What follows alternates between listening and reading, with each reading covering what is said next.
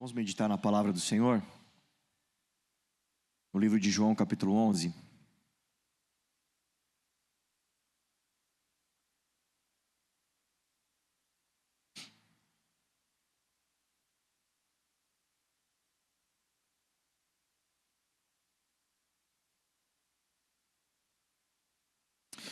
Está feliz? Amém, igreja? Jesus, vocês estão felizes? Então vamos mudar a pergunta, vocês estão acordados? Amém, amém. Ontem à noite foi um dia, uma noite tão poderosa, tão rica, né? Pudemos estar aqui na escola da família, ser ministrado com a palavra. Estivemos em oração, em intercessão, foi tão bom, tão poderoso.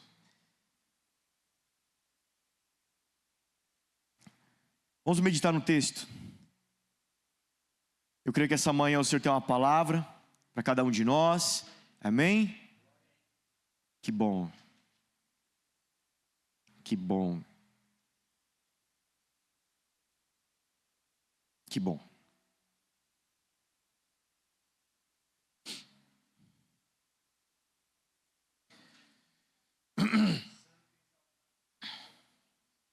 Depois eu falo. João capítulo 11 vai relatar a história de Lázaro. Nós vamos fazer essa leitura quase que inteira, mas eu creio que vai ser necessário. Talvez muitos já conhecem a história, a passagem, talvez outros não. Talvez até aqueles que já conhecem, alguns detalhes ficaram para trás. É importante a leitura, né? Havia um homem chamado Lázaro. Ele era de Betânia, do povoado de Maria e de sua irmã Marta. E aconteceu que Lázaro ficou doente. Maria, sua irmã, era a mesma que derramara perfume sobre o Senhor e lhe enxugara os pés com os cabelos. Então, as irmãs de Lázaro mandaram dizer a Jesus: Jesus, aquele a quem amas está doente. Ao ouvir isso, Jesus disse: essa doença não acabará em morte. É para a glória de Deus, que o Filho de Deus seja glorificado por meio dela. Jesus amava Marta e a irmã dela e Lázaro. No entanto, quando ouviu falar que Lázaro estava doente, ficou mais 2 dias onde estava. Depois disso, disse aos seus discípulos: vamos voltar para a Judéia. Esses disseram: mestre, há pouco os judeus tentaram apedrejar-te, e assim mesmo vai voltar para lá? E Jesus respondeu: o dia não tem 12 horas? Quem anda de dia não tropeça, pois vê a luz deste mundo. Quando anda de noite, tropeça, pois nele não há luz. Depois de dizer isso, prosseguiu dizendo-lhes: nosso amigo Lázaro adormeceu, mas vou até lá para acordá-lo. Seus discípulos responderam: Senhor, se ele dorme, vai melhorar. E Jesus tinha falado da sua morte, mas os seus discípulos pensaram que ele estava falando simplesmente do sono. Então lhes disse claramente: Lázaro morreu, e é para o bem de vocês, estou contente por não ter estado lá, para que vocês creiam, mas vamos até ele. Então Tomé, chamado Dídimo, disse aos outros discípulos: vamos também nós para morrermos com ele. E ao chegar Jesus, verificou que Lázaro já estava no sepulcro, havia 4 dias. Betânia estava a cerca de 3 quilômetros de Jerusalém, e muitos judeus tinham ido visitar Marta e Maria para confortá-las pela perda do irmão. Quando Marta ouviu que Jesus estava chegando, foi encontrá-lo, mas Maria ficou em casa. Pastor Regis, eu vou acatar o seu conselho, na próxima vez eu vou colocar o texto no telão. Os 41 estão fazendo diferença aqui. Tem que ler assim, irmãos. Mas o Senhor tem uma porção de cura essa manhã aqui. Pode curar minha cegueira aqui. Amém? Amém. Onde 2 ou 3 concordarem, está concordado. Jesus, até o final dessa pregação, eu creio que o Senhor pode curar essa vista cansada aí. Tá bom, eu vou. Obrigado, Marquinho.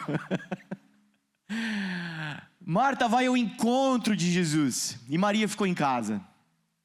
Marta disse a Jesus: Senhor, se estivesses aqui, o meu irmão não teria morrido. Todavia eu sei, mesmo agora, Deus te dará tudo o que pedirdes.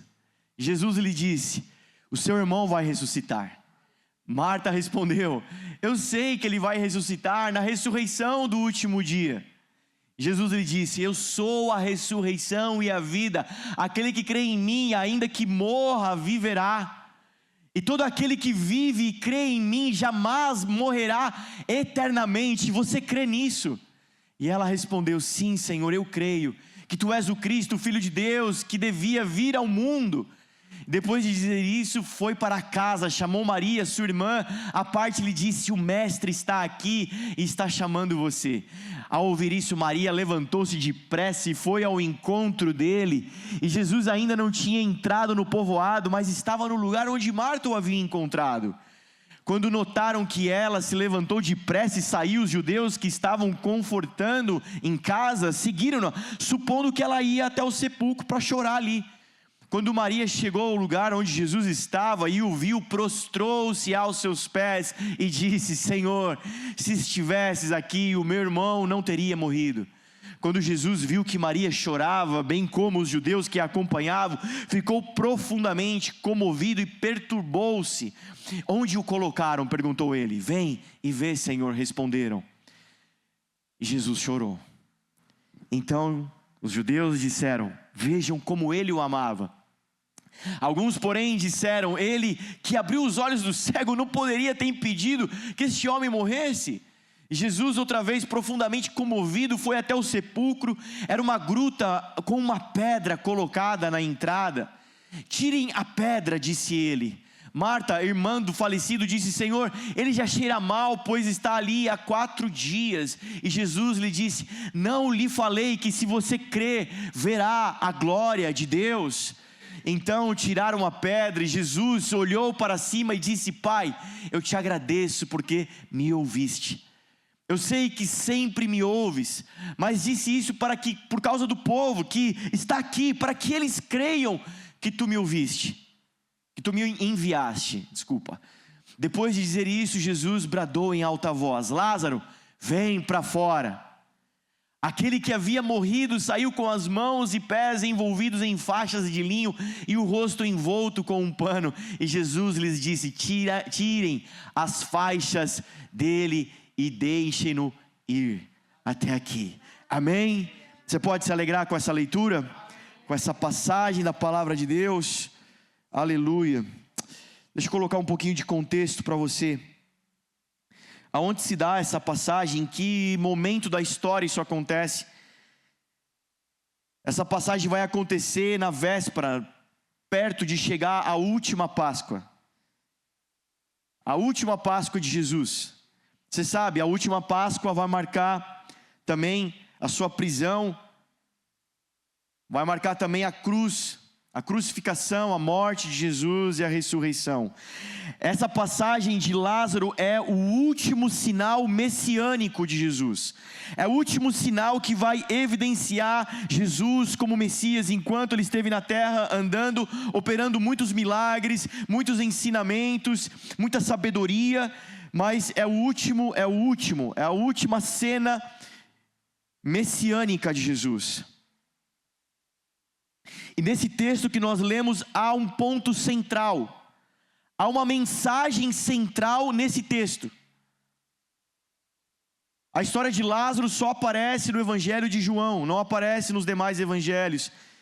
Ela carrega detalhes intrínsecos importantíssimos para nós. E o ponto central da passagem de João capítulo 11 é: Jesus é a ressurreição e a vida. Jesus não faz ressurreição, Ele é a ressurreição. Jesus não dá a vida, Ele é a vida. Portanto, quando Ele traz alguém da morte e o torna a viver, Ele se dá para essa pessoa. Amém? E qual o cenário então da passagem? Nesse cenário nós temos alguns personagens, e vale a pena falar deles. Jesus está em Betânia, com seus discípulos, viajando. Ele estava no seu ministério, estava andando por aí e fazendo o que tinha que fazer. E parado em Betânia, chega a notícia: Lázaro morreu. Jesus, amigo de Marta, Maria e Lázaro. Lázaro adoeceu, Lázaro está doente. Jesus vai ficar mais 2 dias ali ainda, parado. Só depois, no 3º dia, ele se levanta. Amém? Eu sei que você é espiritual, teológico, você já vai pegando os pontos em comum. Então ele se levanta e vai voltar para Jerusalém. Antes de sair de lá, tentaram matar ele, tentaram apedrejar ele. Ele vai voltar para o mesmo cenário. Os discípulos ficam preocupados. Olha, você vai voltar para lá, acabaram de tentar matar você, você vai voltar para lá. Possivelmente agora eles vão conseguir te matar.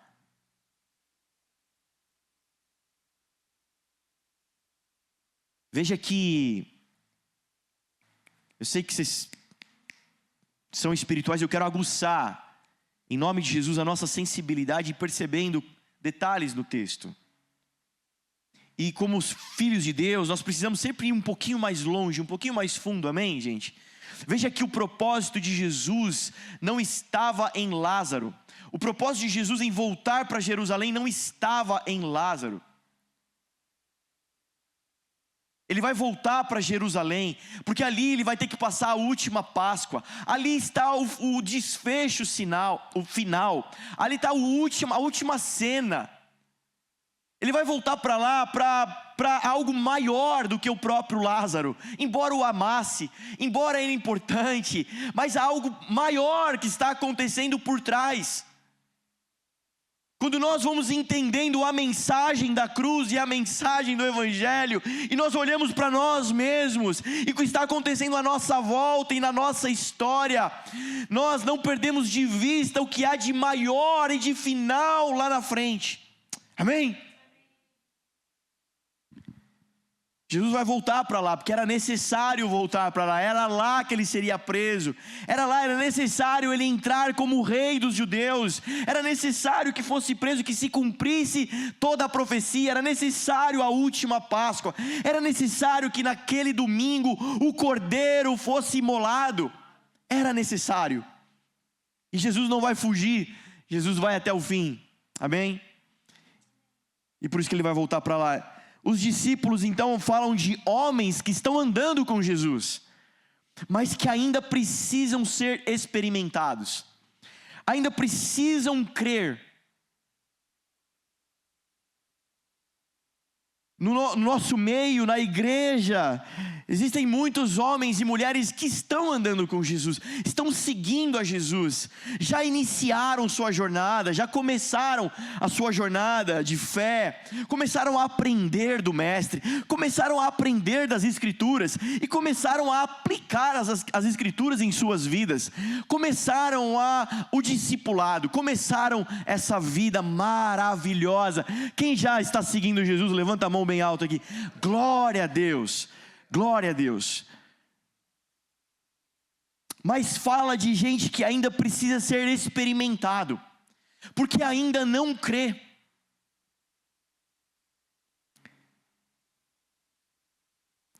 Além dos discípulos no cenário, existe Marta e Maria. Marta e Maria, essas mulheres já aparecem antes, na história. Lucas 10 conta essa passagem. Jesus, ele chega na cidade e essa mulher Marta vai receber Jesus em sua casa. Ali começa um relacionamento, uma amizade incrível. Você deve lembrar da história de Marta e Maria. Quantos lembram da história de Marta e Maria? Jesus na casa, compartilhando, e Marta atarefada, trabalhando, correndo, servindo. Na palavra de Deus, irmãos, para nós entendermos as Escrituras, existem chaves, existem princípios, para que a gente possa entender esse livro que é todo codificado, esse livro que é cheio de mistérios, esse livro que é cheio de segredos. Mas veja, parênteses, pausa, entenda, a palavra quando a gente fala sobre os mistérios de Deus, os segredos de Deus, quando a gente fala que a Bíblia ela é em código, quando a gente fala que a Bíblia ela necessita de revelação, necessita a luz do Espírito Santo para entendê-la, quando a gente fala disso, não é algo inalcançável, inatingível. Os mistérios de Deus existem para serem descobertos. Os segredos de Deus existem para ser revelados. Amém? A palavra vai dizer que a glória de Deus é esconder, mas a glória dos reis é descobrir. Quando nós lemos a palavra e nós vamos entendendo isso, a gente vai aprofundando no texto. E uma das chaves que a gente aprende, entende na palavra de Deus, no âmbito espiritual, cada mulher, a figura feminina, aponta para a igreja de Cristo. É da igreja que é esse útero materno gerando filhos. É a igreja como Maria que traz Jesus para a terra, que carrega Jesus para revelá-lo ao mundo. É a igreja que cuida dos filhos, que dá crescimento. Amém? Vocês estão comigo? Esse sinal, essa Marta, ela aponta para uma igreja, essa igreja ativista, essa igreja trabalhadora, essa igreja que tem Jesus como o mestre, mas que nela falta revelação. A revelação é parcial. A revelação de Marta é parcial, porque ela captava, ela tinha dentro dela o mesmo ensinamento que todo judeu tinha da época, de que haveria uma ressurreição no último dia, de que haveria uma mensagem do Messias, que o Messias ressuscitaria todo mundo. E ela cria nisso. Mas lhe faltava a outra parte da revelação de quem era Jesus. É a igreja que, embora trabalhadora, a igreja que, embora esforçada, tem Jesus apenas como um mestre, tem Jesus apenas como alguém que está ensinando boas coisas.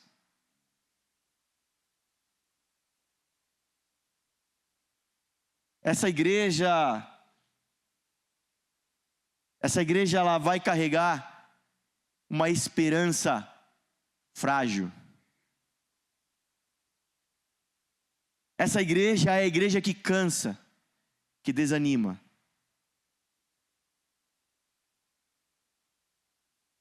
Marta se apresenta na cena como já entregando os pontos. Mas existe a Maria. A Maria é a igreja que aponta um tipo de gente, um povo que entendeu o que é ficar aos pés de Jesus. É a igreja que entendeu sobre a adoração, sobre a boa parte. Lá em Lucas 10, Jesus vai orientar Marta. Marta, tem muita coisa para fazer, mas Maria entendeu alguma coisa que você não entendeu ainda. E essa boa parte dela não lhe será tirada. Perceba que na cena, Marta está correndo atrás de Jesus. Mas perceba que na cena, o adorador, Jesus vai até o adorador. O Pai procura adoradores. Existe um tipo de gente procurando Jesus, mas existe um tipo de gente que Jesus está procurando. Marta corre até Jesus, Marta vai se precipitar, vai se debruçar, mas Maria, Jesus manda chamar, chama pelo nome. Vocês estão entendendo? Maria fala do profético. A adoração fala do profético. Fala de um ambiente sobrenatural, espiritual. Gente, Marta se apresenta para Jesus na cena e diz: se estivesse aqui, meu irmão não teria morrido. Maria se apresenta para Jesus e vai dizer: se estivesse aqui, meu irmão não teria morrido. As duas falaram a mesma coisa, mas existe uma diferença. Existe uma diferença entre as duas. As duas igrejas vão passar pelo mesmo perrengue, vão passar pela mesma tribulação, pelas provas. As mesmas igrejas, os mesmos ambientes vão passar também pelos sofrimentos, pelas dores, as perdas, as angústias, as ansiedades, vão passar também. Todos nós passaremos pelas mesmas coisas, todos nós. Mas existe uma diferença. Existe uma diferença. As duas falaram a mesma frase, mas houve uma reação diferente. A diferença é que quando há o profético, quando o profético é tocado, quando o sobrenatural, o espiritual é tocado, o mundo espiritual se move. Quando Marta chega, Jesus estivesse aqui, meu irmão não teria morrido. Mas quando Maria chega, Jesus estivesse aqui, meu irmão não teria morrido. Quando o profético é tocado, Jesus começa a se mover em direção ao sepulcro.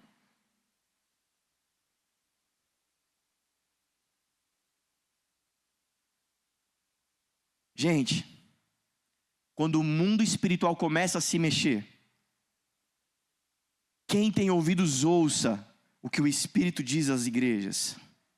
Quem tem ouvidos ouça o que o Espírito diz para você. Quando ouvirdes a voz do Senhor teu Deus, não endureça o vosso coração, como os vossos pais fizeram no deserto e lá morreram. Quando Jesus fala, quando o mundo sobrenatural começa a se mexer e Jesus fala, até o corpo morto de Lázaro responde. Vamos lá. Quando Jesus falava, o leproso respondia. O cego respondia, a cegueira respondia ao comando de Jesus. O efatá, o surdo, a surdez correspondia à voz de Jesus. O aleijado, levanta-te, correspondia à voz de Jesus. Senhor,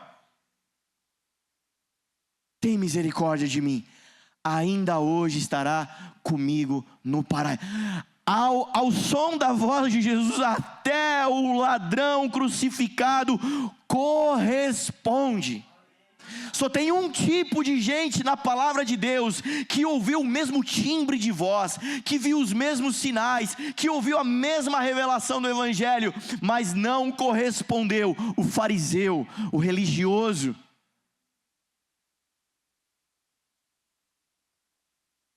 Aquele que rejeita Jesus, aquele que expulsa Jesus.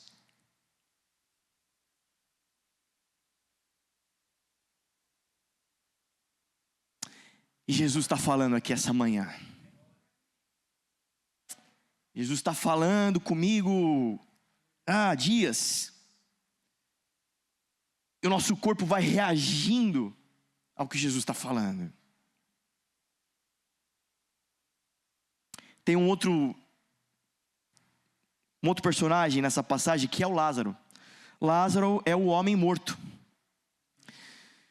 Assim como a mulher aponta para a figura da igreja, nós podemos em muitas passagens interpretar assim, a figura masculina, a figura do homem, traz também um código do sacerdócio. Nós temos um cenário onde o sacerdócio morreu.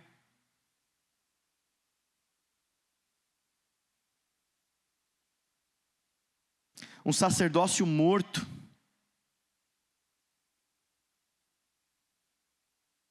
E em muitos lugares a morte já entrou, porque o sacerdócio morreu. Deixa eu te ajudar, eu não sei se você sabe o que eu estou falando. O sacerdócio fala da parte da tua vida que ministra a Deus.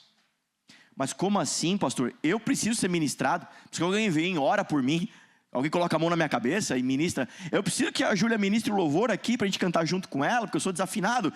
Precisa ajudar a gente. Como assim nós vamos ministrar? Deus está precisando de oração? Deus está precisando de uma música? Não entendi isso. Não. A palavra ministério, ministrar, é a mesma palavra para diaconia, para serviço, servir. É a nossa parte, é ministrar ao Senhor. Sacerdócio fala da parte da nossa vida que serve a Deus, serve ao Senhor, corresponde. O que é servir? Atender o outro em suas necessidades. Quando nós estamos servindo a Deus, nós estamos correspondendo a Deus em suas necessidades. E Deus precisa de alguma coisa, e Deus está querendo alguma coisa. Deus está carente de uma música, Deus está carente de um sermão. Vamos pregar para Deus, é isso, pastor? Deus está precisando de intercessão. Ai meu Deus, o inferno se levantou, é semana de Santa Ceia. Não entendeu a piada? Desculpa. É que os mais antigos tinham isso, né? Semana de Santa Ceia. Tinha para lá. Deus está precisando de intercessão, que a gente ajude Ele em oração. Não é isso. O que é que o Senhor pediu para nós? O que é que o Senhor deixou para nós? Quando nós estamos servindo ao Senhor, estamos ministrando ao Senhor.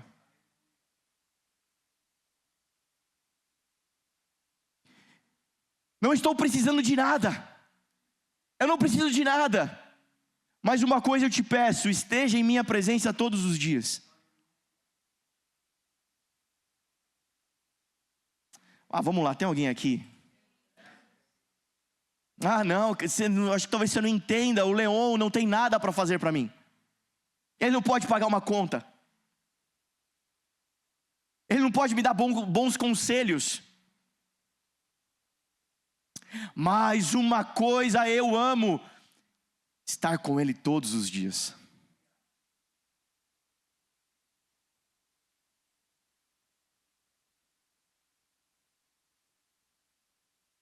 Queridos, nesse cenário, um milagre vai acontecer. Um sinal vai acontecer. Algo maior vai acontecer, apontando para Jesus Cristo. Jesus vai dizer: para que creiam. Lázaro está adormecido. Por que Jesus usou essa expressão? Porque no mundo espiritual, na palavra de Deus, palavra morte. Então vamos lá: pecado original, jardim do Éden, Adão e Eva, morte.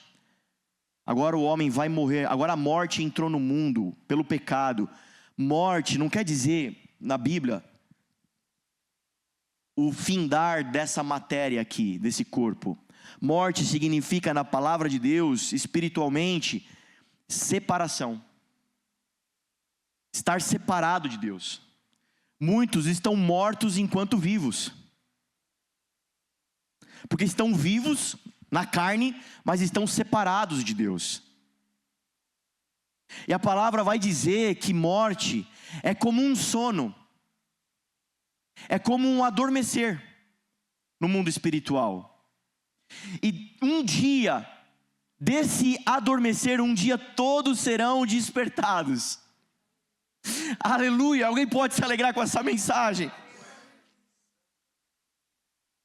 Quem sofre somos nós que ficamos. Porque aqueles que vão primeiro é como se dormissem. É como meu filho que dorme no quarto dele e acorda na nossa cama pela manhã. É como dormir em um lugar e acordar em outro. Jesus está dizendo isso. Ele: calma, está tranquilo, só está adormecido, mas eu vou lá acordar ele, eu vou lá despertar ele.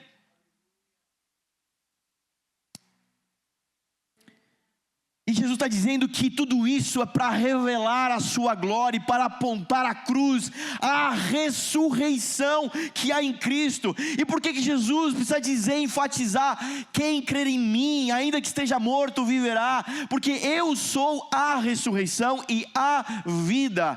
Por que Jesus precisa enfatizar? Porque a ressurreição e a vida vai além dessa matéria, desse corpo carnal, desse corpo factível que acaba, que desgasta. A vida e a ressurreição não fala daqui, mas fala de lá. Há uma igreja ativista que gosta de trabalhar, que gosta de servir, mas que não entendeu quem é Jesus. Não entendeu ainda. Mas há uma igreja que está despertando, que está experimentando, que está conhecendo mais fundo quem é Jesus. Quem crê verá a glória de Deus, ainda que esteja morto. Queridos, há cenários em nossas vidas que Jesus responde às nossas orações de uma maneira diferente. Eu estou orando uma coisa, aconteceu outra. Para quê? Há um propósito em todas as coisas, para que a glória de Deus seja manifesta. Sabe, há uma pergunta sobre mim essa manhã, há uma pergunta sobre mim esses dias que nós estamos vivendo, mas há também sobre você. Será que Deus pode estragar para revelar a sua glória ao mundo? Será que Deus pode colocar fogo em você para revelar a glória dele ao mundo? Deixa eu te falar, existem crentes tão fracos que se fosse na época do Coliseu, o evangelho tinha parado lá. Mas não sei se você sabe, no tempo de Nero vai acusar os cristãos de terem colocado fogo na cidade e vai começar a perseguir aqueles cristãos, vão colocar eles nos coliseus para serem comidos por leões. Um dos outros castigos, não sei se você sabe na história, sabe o que Nero faz na sua perversão? Ele pega cristãos, amarra em postes pela cidade e coloca fogo neles, só para iluminar a noite. Só para isso. Será que Deus pode colocar fogo em cristãos ainda hoje para revelar a glória dele? Será que Deus pode me estragar e me derrubar, pode fazer o que Ele quiser com a minha vida, só para revelar a glória dEle? Não. Tem muita gente dizendo: Deus, faz o que eu quero que você faça, para revelar a minha glória, o como meu casamento é bom, para mostrar para minha mãe que eu não casei errado, que eu casei certo, para ela dobrar a língua.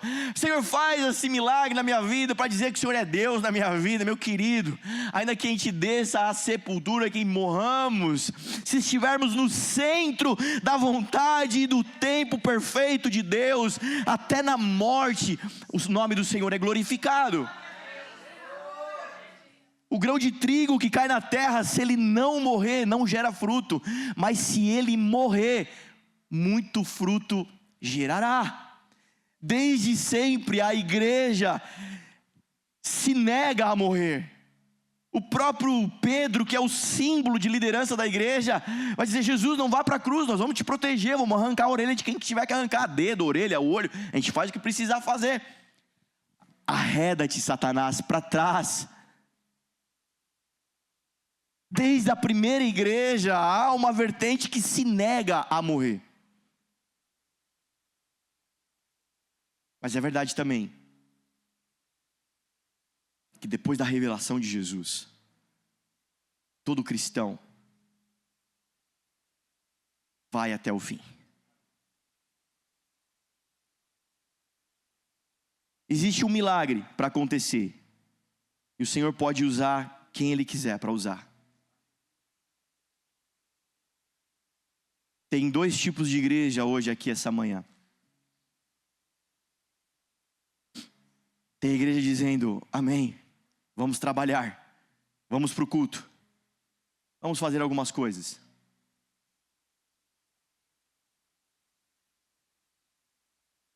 Mas se acontecer o que eu não quero que aconteça, perderei a esperança, ficarei cansado, ficarei desanimado. Mas existe um outro tipo de igreja aqui essa manhã, dizendo: aconteça o que acontecer, tu és o Cristo, o Filho do Deus vivo. Queridos, posto isso, para nós arrematarmos, nesse cenário que nós estamos lendo, há também um outro personagem, nós. Queridos, muitos, ao lerem essa passagem, hoje em 2024, ou seja, pós-ressurreição, Novo Testamento, neotestamentário, ou seja, hoje no período da dispensação da graça, hoje no reinado do Espírito Santo na terra, ainda hoje, pessoas quando leem essa passagem, elas querem se colocar como Lázaro na passagem. Estou morto, estou ferido, os meus sonhos morreram, pastor, o meu carro foi roubado, pastor, furou o pneu da minha bicicleta, pastor, meu emprego, estou na cova, estou morrendo. Pessoas ainda hoje se colocam nesse lugar. Esse lugar de Lázaro só fala daquele que ainda está separado de Deus, do perdido, que não conhece a mensagem da cruz, que não conhece a mensagem do Evangelho. Mas nós que já recebemos, como diz a palavra, dos primeiros frutos do Espírito Santo, amém? Nós que já recebemos, não podemos nos colocar como Lázaro nessa passagem. Nós estamos numa outra posição. E aqui, eu quero enfatizar com você para a gente arrematar. Nós estamos numa posição onde coparticipamos, onde coparticipamos da obra de Deus, da glória de Deus. Somos espectadores, somos aqueles que contemplam a revelação de Jesus. São aqueles que levarão a boa notícia, Lázaro ressuscitou. Amém? Queridos, Igreja Viva, para isso, você que deseja ver a glória de Deus nesse lugar, eu quero compartilhar com você algo. Primeiro, para isso acontecer, existe um princípio de cooperação.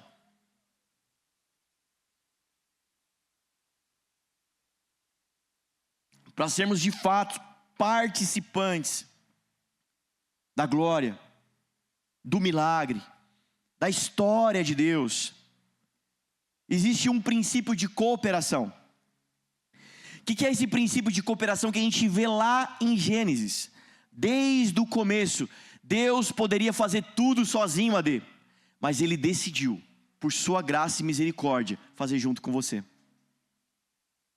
Deus poderia fazer toda a sua obra sozinho, mas Ele decide trazer o homem para ser participante da sua glória, da sua morte e da sua ressurreição. Amém? Ele decide fazer junto conosco. O que é ser cooperador? É operar junto, fazer junto. Deus desce aqui na terra e faz lá que o fulano tem que fazer. Deus quer usar a sua vida também para o fulano. Amém? Vocês conseguem entender isso, igreja? Amém? Então, ao cooperar, há de se colocar os olhos no que Jesus está fazendo, como Ele está fazendo, porque nós somos ajudantes, faremos junto com Ele. Então, o como Jesus faz? João 5,19, Jesus explica a sua missão. Então, Jesus lhes disse: em verdade vos digo que o Filho nada pode fazer de si mesmo, senão somente aquilo que vir o Pai fazendo. Porque tudo o que este fizer, o Filho também semelhantemente o faz. Efésios 5,1, sede, pois, imitadores de Deus como filhos amados. 1 Coríntios 11,1, sede meus imitadores, como também sou de Cristo. No princípio de cooperação, há um princípio de imitação. Fazer igual, fazer o que Deus está fazendo. Amém? Amém. E dentro desse princípio, então, dessa importância, algo para a gente observar, e eu quero destacar com você. O que e o como Jesus faz tem alguns elementos. O primeiro deles é o tempo. Ontem aqui foi abundantemente ministrado sobre isso. O tempo de Deus. Jesus, Ele tem um time, Ele tem um tempo, Ele obedece o tempo. Amém? Tudo tem seu tempo determinado e há tempo para todo propósito debaixo do céu. Queimar etapa, antecipar processos, correr na frente do próprio mestre, com certeza fadará você ao fracasso. E ao invés de cooperar com Deus, você se torna pedra de tropeço. Amém? Há um tempo determinado. Há um tempo determinado. Jesus fica 2 dias, ele vai chegar no 3º e no 4º a ressurreição vai acontecer.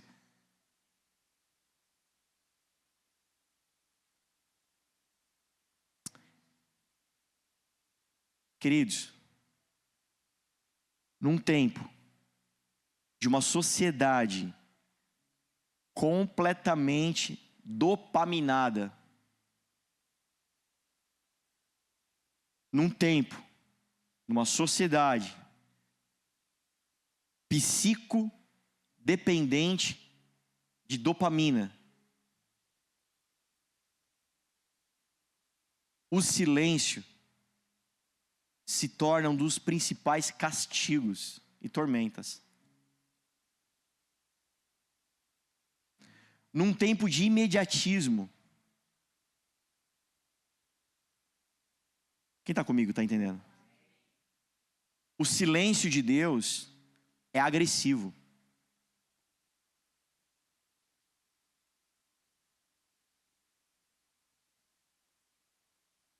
Dois dias. Nesses 2 dias a história não relata o que Jesus ficou fazendo. Se tivesse acontecido alguma coisa nesses 2 dias assim, de muito importante, teria sido relatado algum evangelho. Provavelmente Jesus ficou ali, parado, comendo, falando da vida com os discípulos, falando do reino.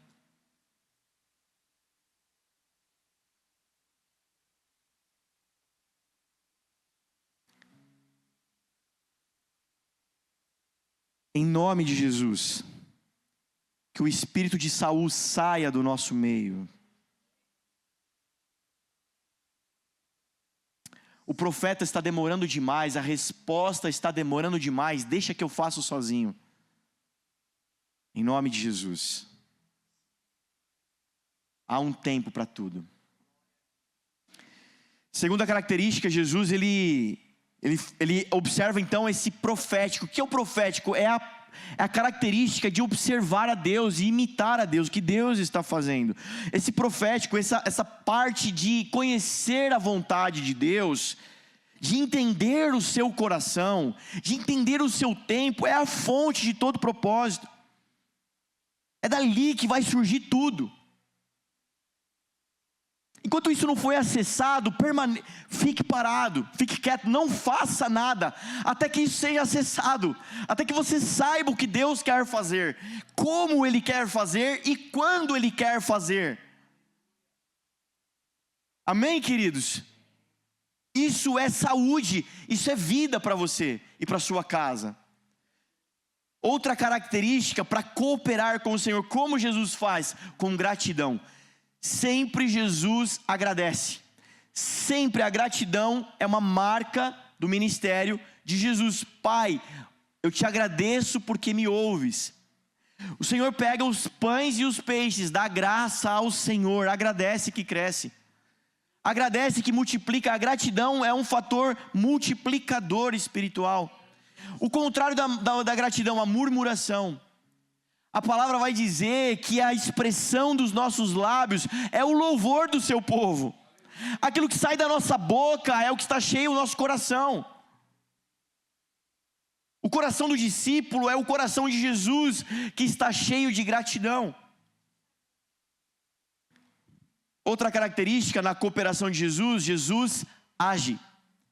No tempo certo, Ele vai agir. E aqui, eu quero enfatizar com você algo. O poder do ordinário. O poder do agir no simples. Simples. Chegou o tempo, chegou a hora. Nos levantamos e vamos andar 3 quilômetros. Simples. Jesus não foi levitando. Jesus não foi voando na nuvem. Jesus não estalou o dedo, desapareceu aqui e apareceu lá. Jesus não foi nas asas do Espírito Santo. Jesus foi andando. Um dia de caminho. 3 quilômetros. O poder do ordinário. Quer cooperar com Jesus? Esteja disposto para o ordinário. Tira a pedra. Vamos tirar a pedra. Jesus podia estalar os dedos e as pedras desaparecerem. Jesus podia estalar os dedos e uma frase e as pedras virarem pão. E eles comerem um pão, além de tudo. Jesus poderia fazer o que ele quisesse. Jesus poderia tirar as pedras com as próprias mãos, mas ele decidiu chamar homens para cooperar com a sua obra. Agir fala do ordinário.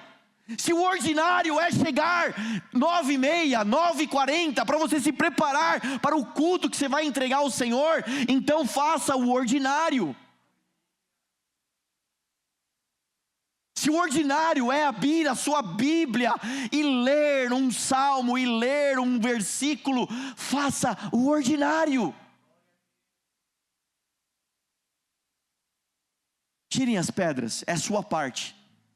Quando chegar o momento de agir, haja, faça o que tem que ser feito, só.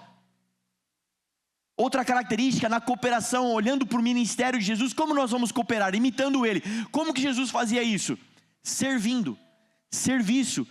Cooperar com Jesus é servir. Cooperar com Jesus é servir. Cooperar com Jesus é amar o próximo.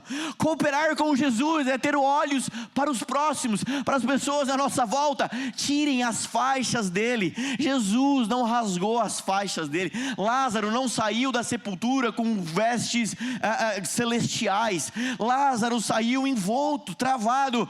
Mas Jesus vai dizer: tirem as faixas. Vocês, cooperadores, ajudem esse irmão a andar, a comer, ajudem esse irmão a estar vivo.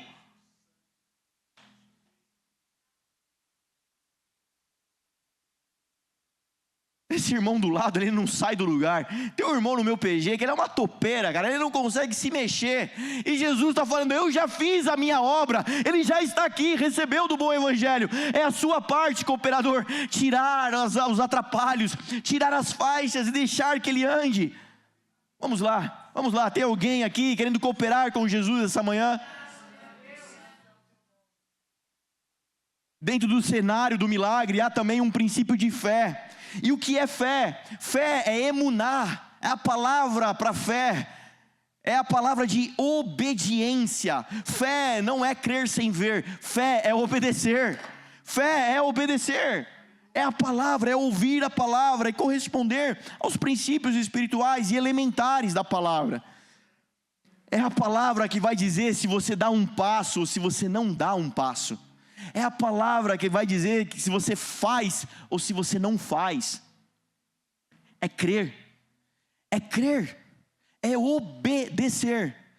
O crer é obedecer. Eu sou muito espiritual, pastor.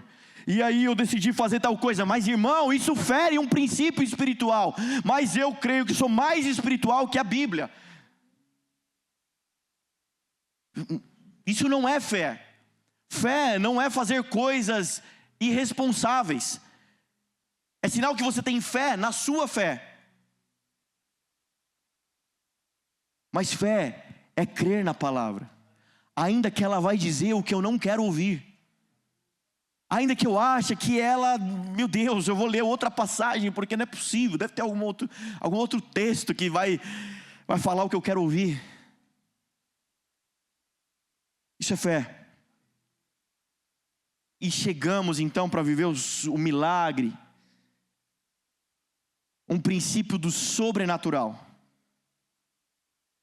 E qual é o princípio então para acontecer um sobrenatural? É um princípio da cooperação, mas o princípio da fé. Os elementos para o sobrenatural é quando há cooperação e há fé. É quando pessoas estão disponíveis e dispostas.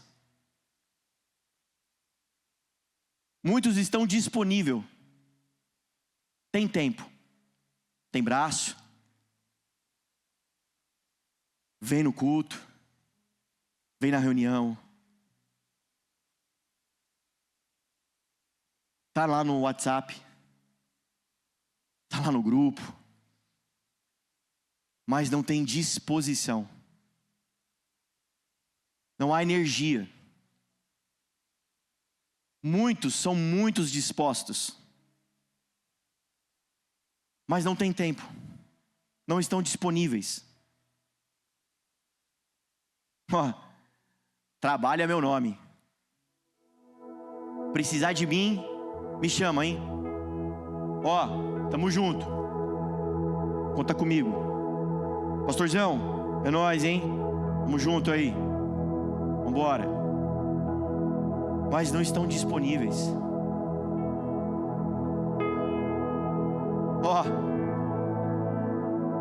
Domingão, o Senhor chamou a gente para o banquete. Nesse domingo, nossa, nesse domingo eu tenho um casamento. Chegou a hora da gente viver as coisas do reino. O mestre está chamando, o rei está chamando. Mas agora, nossa, agora que ia se dar bom aqui, que ia dar bem para mim aqui, esse negócio que eu estou empreendendo, agora que eu estou nesse negócio de vou estudar, agora que eu estou nesse negócio, agora não dá tempo. Depois eu vou fazer isso aí. Depois eu chego. Vai indo na frente aí que eu chego. O princípio do sobrenatural, você quer ver o sobrenatural acontecendo? Tenha uma agenda com o Espírito Santo. Vamos lá, não me fale que você é uma igreja de Maria, se o teu tempo, a tua agenda, a tua semana não tem espaço para o Espírito Santo. Vamos lá. Deus,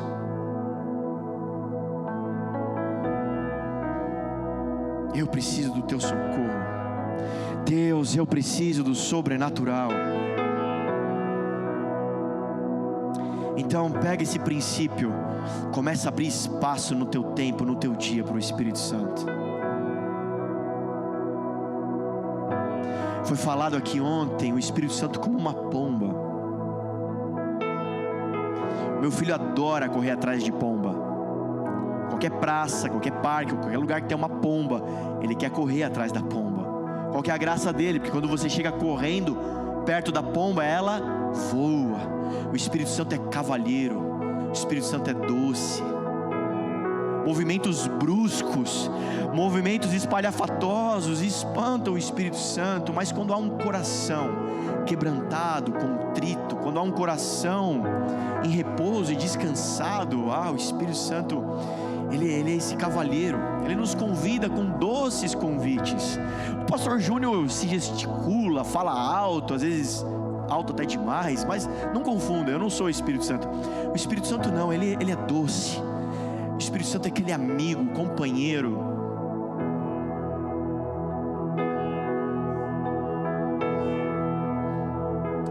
Quando você vai na praia e você vê as ondas são descoordenadas, são agitadas, ela quebra ali, quebra aqui, ela faz aquela bagunça, aquela espuma, mas o Espírito Santo é um rio, ele é constante. O Espírito Santo, ele está ali, ele está lá fluindo.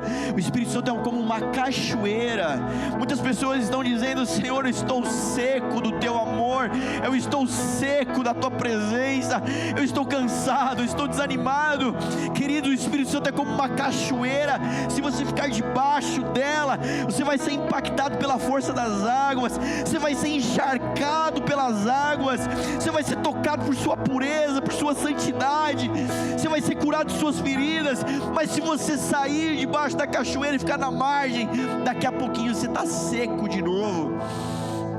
Na margem não tem incômodo, na margem você decide a temperatura. Se você quiser acender uma fogueira, você acende para se aquecer. Na margem você faz o que você quiser, mas quando você está debaixo das águas impetuosas do Espírito Santo, você não tem controle, não é você que decide o quanto de água vai cair sobre você. Quando nós estamos decidindo estar com o Espírito Santo, não é você que decide o quanto Ele vai te encher, o quanto Ele vai te curar e quando.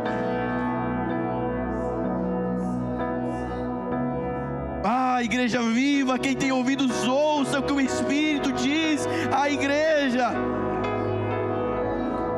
Todo sacerdócio morto pode voltar a viver, mas há um princípio de cooperação, há um princípio de desejo, de fome. Quando nós aliamos essa agenda com o Espírito Santo, com a fé, quem crê verá a glória de Deus. Coisas mortas podem viver, coisas cegas podem enxergar, aleijados podem andar.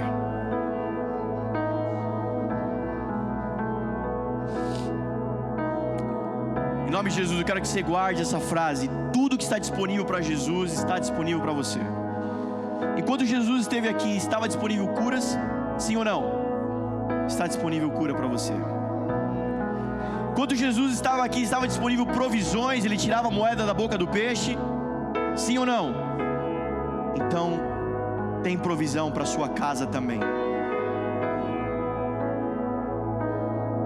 Enquanto Jesus estava aqui, havia uma mensagem do reino de Deus, então há uma mensagem do reino de Deus disponível para você também.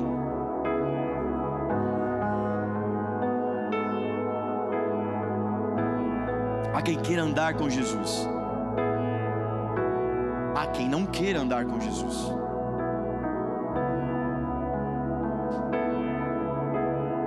Queridos, o princípio do sobrenatural eu quero te ensinar. Vamos ficar de pé para a gente encerrar? Vou chamar a Júlia aqui.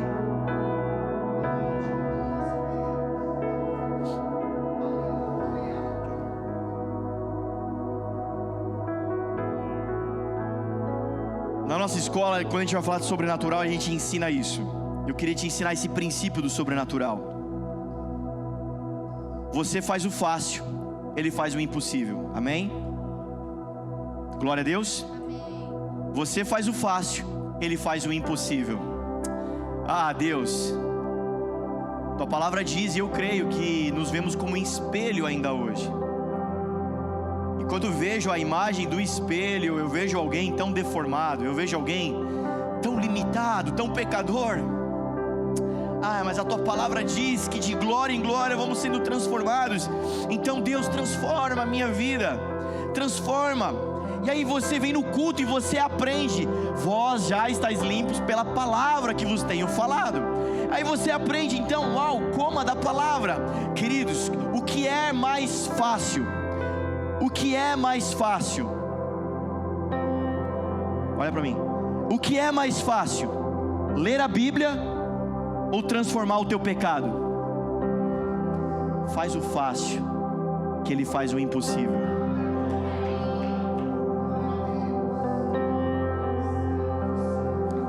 Tem um defunto lá na tua casa, tem um morto lá na tua sala. Vamos lá, gente, o Senhor me dá uma revelação. Eu vejo como uma cena aqui, sabe? Tem um corpo lá no meio da tua sala com lençol em cima. Você está fingindo que ele é almofada.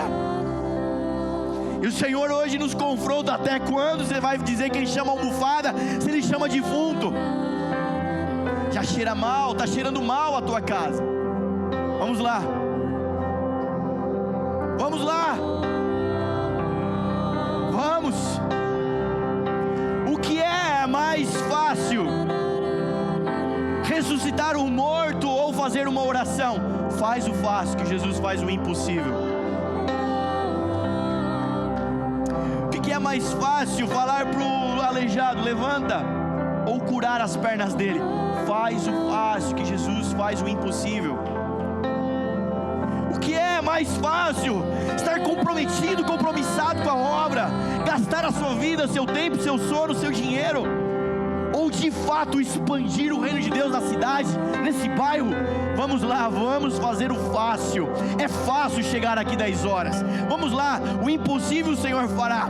Igreja viva, enquanto nós negligenciarmos o ordinário, o básico, o fácil, o extraordinário acontece em cima do ordinário. Vamos lá, o que é mais fácil? Juntar 12 pedras e jogar água, ou fazer cair fogo do céu? Faz o fácil que Deus responde com o impossível. Vamos. Vamos. Vamos. Vamos. O que é mais fácil? Abrir a sua boca, dizer: Deus, entra na minha vida, ou transformar a sua circunstância? Vamos lá, faz o fácil, faz o óbvio, deixa Deus fazer o impossível por você. Guarda essa frase: aquilo que nos falta sobra na cruz. Te falta fé, na cruz tem abundância. Te falta filiação, na cruz tem abundância de paternidade. Te falta poder, na cruz sobra, jorra poder. Te falta santidade, o sangue de Cristo é abundante na cruz do Calvário. Vamos lá, vamos lá. Mas Senhor, faz tanto tempo que essa situação está assim. Faz tanto tempo, Senhor, como o Senhor pode? Queridos, o Senhor pode fazer das cinzas um exército. O Senhor pode fazer de um vale de ossos secos um grande exército. Por isso nós profetizamos e cremos de famílias quebradas, casamentos quebrados, filhos quebrados, pais quebrados. O Senhor pode levantar verdadeiros clãs e exércitos aqui. Vamos, vamos.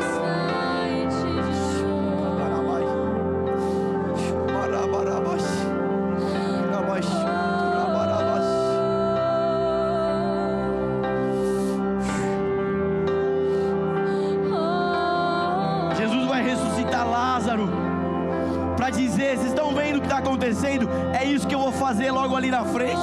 Daqui 6 dias eu serei preso, mas no 10º eu estarei ressuscitado e glorificado. Vamos lá, vamos lá,